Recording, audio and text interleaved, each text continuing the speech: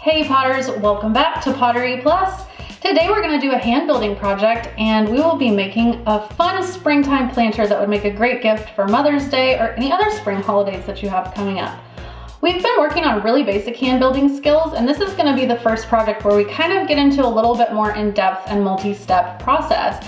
So for what we're going to be doing, I have pre-rolled my slabs. So if you need to see how to go back and roll a slab by hand, if you're working without a slab roller, you can go check out our video on that before we get started. So let's go ahead and dive into our fun spring planter. Okay friends, let's get started making our fun spring planter. So what I have here is a really long slab, and I'm going to cut a rectangle out of this to make the walls of my planter. And this slab actually was a little more challenging to roll out than what I kind of expected, because I haven't done a long narrow shape like this in a while. So what I did though was, this was about 3 pounds, and I tried to cut the clay off of the block in kind of like a brick shape. So it was kind of already going long and narrow, and then I just worked it out from there. So I didn't have to fight with it turning into more of a square or a circular type of shape. So that's just a little tip. If you're doing a long narrow slab like this, it helps to cut it in that rectangular shape from the very beginning, and then you can kind of work with it. All right, and from here, I've got a template to make my walls. And the way that I made this was I just took a piece of printer paper and I cut it in half, going the long way against the long edge of the paper. And then I just taped those two together to make myself a nice long strip. So nothing fancy here, it's just a piece of paper. So I'm gonna start to make my walls by laying my template down onto my slab, and you can see I've kind of already been working with this template a little bit today. It's kind of gotten warped from the moisture of the clay, but it'll still work just fine. I'm just gonna get it to where it's not hanging off anywhere on the slab, and then with a very dull pencil I'm gonna trace around it, not digging in. So I know a lot of times we want to cut straight around the template, and you know, if you do that, it's not the end of the world. But I like to trace it first, and then I can get the template out of the way while I'm cutting. And I have a nice clean line that I can just follow to cut out the shape that I want. So I feel like when the paper's there in the way, sometimes you kind of end up cutting a little under it and you can't see exactly what you've cut. And a lot of times with my middle school students, they'll go straight through on this step too. So it's pretty natural. If it happens, it's okay, just keep going. Now, one thing I did want to mention here is I'm not going to put any texture on my slab for this project, just because I want the video to be kind of quick for you so that you can try this process. But before you start to trace your template, that's when you would actually texture your slab, and you would just texture it all over. Then you would trace the template, then you would cut it out. And the reason for that is when you add texture, typically you kind of warp the slab. So you would want to do that and then trace and cut the template so it'll be nice and straight. Okay, next I'm going to take an X-Acto knife to cut out my rectangle. That again is going to be the walls of my planter. So here in just a minute, if you're kind of having a hard time envisioning this, I'll lift this up and wrap it around into a circular shape. Not perfectly a circle, because with hand building nothing ever is, but as round as we can get.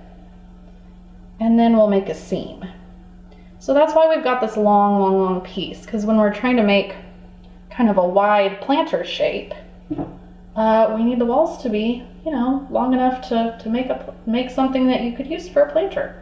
Now you could always size this up or size this down, just like with a lot of the processes we do. If you wanted to make a little tiny one, that would probably actually be kind of cute, but we're just doing kind of a mid-size one today.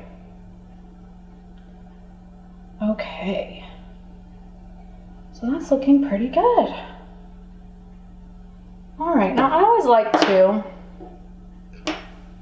sort of smooth out my edges with a sponge. And how is that looking? Is that looking pretty even? Yeah, that's looking pretty good. Friends, honestly, with a slab like this size and shape, I was like, I don't know how even I'm gonna be able to get this, but if you're feeling that way, just go with it. Do the best you can. Perfection's boring, right? Okay. So now we're gonna do kind of a challenging part. Okay, so next what we're going to do is we're going to prepare the short sides of this rectangle to make a nice seam. And what we're going to do to achieve that is cut angles into these side edges. So it's going to look like this. So I'm holding my tool at an angle, and if all you have is a needle tool, that's okay too. But you just want to hold it at an angle, and I always support the slab down here, you guys, with my thumb so that I don't pull my slab towards myself. But you're just going to hold it at an angle and pull it down so that you have a sloped angled edge right there, okay? And that's just gonna lay together so much more nicely than if you don't add that angle into your edge right there. So now what I'm gonna do is I'm just gonna somersault this over. So really gently lifting up my slab. I know you can't see that, but I'm just really gently lifting it and bringing the opposite side. So I turned it upside down, and I also switched the sides around. And I'm gonna do the same thing because the angles need to be kind of like, they basically need to be opposite. If you don't somersault it over and you cut it the same on each side on the front, then the seams don't lay together. So that's how you do that part. That can be kind of tricky, but once you get that, you can make all different kinds of forms with really nice seams. Next, we're going to score our seam. In other words, scratch it up really good. So I'm just gonna scratch right on that angled edge that I created. And friends, I don't know if we've ever talked about scoring before, but I like to do kind of like lots of overlapping X's over each other. So I score in one direction and then I score back over it the other way because we want to make it like Velcro where it's all agitated so that the two edges will join together nicely when we join them. Now again, I'm going to somersault my slab over really gently, bringing that unscored angle to myself. And repeat just the same thing. Nothing too exciting here. And just don't be shy about your score marks. Be kind of aggressive. Maybe a little more than you think you should be. Okay, let's move on. Next is kind of the fun part where it all starts to come together. So what you'll do is you'll lift up your slab and just let it rest on the board for a minute. You don't need to rush into this next part. Sometimes I will catch people holding it suspended like this to try and shape their walls, and it's much easier to just let it rest and just slowly wrap those walls around. They're probably gonna be kind of oblong here in this first part, but that's okay, just let them be like that. We can always come back to shaping later. Now I'm gonna add a little water to my seam, not much, because this clay was fresh out of the bag just an hour or two ago. So I don't need a lot here. If you smudge out your score marks, or if the water doesn't absorb quickly, you might want to just give it a minute. It might be a little overhydrated. Okay, and now we're just gonna lay those angled edges right together on top of each other and pinch. Now, the nice thing about this is that you can turn it upside down and right side up to have access to that whole seam, but you don't want, you don't want to lay it on its side or hold it by its side. You just want to keep it either on the top or the bottom. And you can just pinch that seam and it should be pretty well sealed. I know a lot of times we feel like we need to work our seams, but if you've pinched it well and you are not seeing any light coming through, or it's not feeling kind of like it's slipping apart, then your seam's probably gonna be just fine.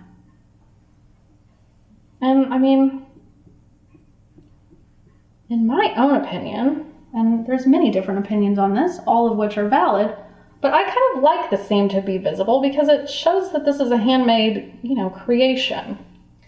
Okay, so now's the part where I'm gonna kind of try to get it a little bit more into a circular shape. And sometimes it's good to give it a little bit of time to set before you do this. But again, we're always kind of trying to get you the information that you need quickly. So I'm just gonna keep working with this, get it as round as I can. And I'm gonna try not to be so concerned about getting it perfect. I took a little time to reinforce my seam, get out any extra score marks that were showing, and actually I kind of reinforced it a little bit with my fingernail because I did want it to show where the seam was. Next, I'm going to move this guy to the side and we're going to start working on the bottom. So to make the bottom, I've got about a 2-pound slab here, and this time I just cut a square straight off of a block of commercially made clay. So you could start with a square piece or a round piece and just kind of let it roll out naturally. However it works out is fine, as long as it's larger than the bottom of the walls that you just made on your planter. So I can show you what I mean by just grabbing my planter. Oh my gosh, so carefully, because this thing is still real flexible, friends. But I'm gonna set it onto my slab, and actually I didn't really need to use this much. I could have used quite a smaller slab for this, but anyway, we're going with what we've got. So I'm gonna kind of get it on there, adjust it where I like it, and then I'm gonna trace around it with my dull pencil again. Now, a little trick that I like to do so that I can get the walls set back down onto the bottom, like in the exact same orientation, is I make a little mark. So where my seam is here, I make a mark on the inside bottom slab that I'm working with right now. And I'll show you this here in just a minute when I take the walls away. But that helps me to have something to line those two pieces up, so that, again, because this is not a perfectly circular object, I can get it set down on the bottom exactly the way that it is right now, the way I traced around it. So let me show you that now. I'm gonna have to go ahead and take away these walls. Real gentle. So my mark is right there, and I can of course work that out later, but again, it just gives me a good indication of how to set the walls back down when I go to attach this. So now I'm going to, well, the X-Acto has escaped me, so we'll just use the needle tool for this one, but I'm just gonna go ahead and cut out that bottom. Just real nice and slow and gentle. Try not to get your tool angled. Again, it's one of those things that if it happens, it's not the end of the world, but we kind of want to get a nice straight cut so that we have enough material to attach with. Sometimes if you get an angled cut, it kind of thins the edge, and so it makes it a little harder to attach, but you can always kind of make something work. And I always like to cut piece by piece, because, you know, one of our goals when we're working with slab is to keep it straight and flat down the whole time. And sometimes if you go all the way around the edge and then you lift up, it'll take like your main part with it and bend it back, and we don't want that. All right, that's looking pretty good. Now I know that my walls were setting right on that edge, so I'm gonna go ahead and score all around that. So now that I have my top and bottom pieces scored, I'm gonna go ahead and leave the bottom flat and put the walls on top of it. And sometimes that seems sort of counterintuitive, but it works a lot easier to put the walls on top of this and then kind of let gravity merge those two things together rather than trying to put this on top of the whole thing. So just using my finger, I'm gonna add a little water to my score marks. Not much, because this clay is pretty saturated. And in light of that, I will probably not put water on the wall piece, just so I don't get too much. Okay, now I'm gonna take this piece, turn it over, and there's my seam again. Oh, so now I'm just gonna match that up with my mark that I made. And friends, it's never like perfect on this step. You still kind of have to adjust as you go, but that should help at least get it a little more. Get those two pieces matched up a little bit more. And I'm just kind of pushing out from the bottom to try and stretch that to match my floor. Okay. And now I'm gonna do what I call press and wiggle with my students. I'm just kind of pressing down like super gently, but also kind of trying to create some friction between those two edges that I'm trying to get merged together. Okay. And now that should be enough to be able to pick this up, hopefully without pulling the bottom off of it. Yeah, so there you go. Now from here is the time when you would kind of want to take care of any overhang that you have on the bottom by trimming it down. And you can definitely use your fingers here as well to just kind of smooth that seam like we always do, you know, normal finesse steps. And that is the first part of your planter. Now when it gets a little drier, you'll flip it over and don't forget to poke a few holes in it so that your planter has drainage, because we're going to make a little bottom piece that can catch any water that's draining out from the bottom. So you definitely don't want to forget. And friends, when I first started making planters, I poked one big hole in the bottom of them and then I had to put like coffee filters or you know, gravel or something down the bottom so that the dirt didn't just fall out. So lots of little holes work better for drainage than one big hole, because then you just have one less thing to worry about. Okay, so yeah, just take some time, smooth that out, finesse that out, and then I'll show you the next part. Next, we're going to make a little tray that will set under the pot and catch any drainage that comes out of the bottom of your planter. So I thought it would be fun to work with a different color of clay just for the contrast. Since I didn't put any surface design on this project, I kind of thought I wanted to do something to add a little interest. So I got out my more terracotta colored clay for this bottom part. And also we're going to put some little feet on our planter so that it's raised above this dish, because you know, if it's just setting flush on it, that drainage piece doesn't really work as well. So those little feet will be made out of the terracotta colored clay as well to kind of bring it into the design a little bit more. So what I need to cut is just a circle shape. So what I have here is a little circle template that I made just from an old calendar. No special clay tools, right? We just use what we've got. So I traced a circle that I knew was larger than the circle of my planter so that it will again catch drainage from underneath the planter. And I'm just gonna lay that down and do my same process that we've done on all of the other steps. And friends, when you're working with templates like this, it's a lot of, you know, repeating the same processes. And also when you're working with slab, this is just kind of like the foundation of how you build things. Unless you're just working freeform, which people do that too, and that's really awesome as well. But yeah, when you're working with templates, this is kind of part of the process on every step of the way. Okay, so just cutting that out. And we're going to keep it really simple for making a lip on this basin part of our planter, you guys. And it's extremely similar, or I mean, I guess you could say exactly the same as our easiest hand building project that we did, where we took the tray and we just flipped the edges up.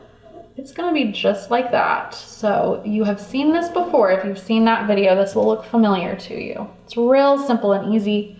But it's just like one of my favorite techniques to have in my back pocket because you can do so much with it.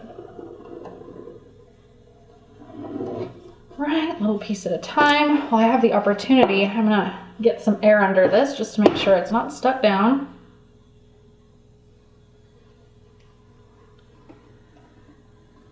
Ooh, may have cut that a little crooked, but you know what? I'm gonna be okay with that. Okay, so now I do want to smooth these edges. Crumbly edges are just never a desirable thing. They're sharp, they can poke you, they don't look great, all that stuff. And I'm actually going to do the same on the back, because when I flip the edge of this up, you'll be able to see both of those edges really clearly.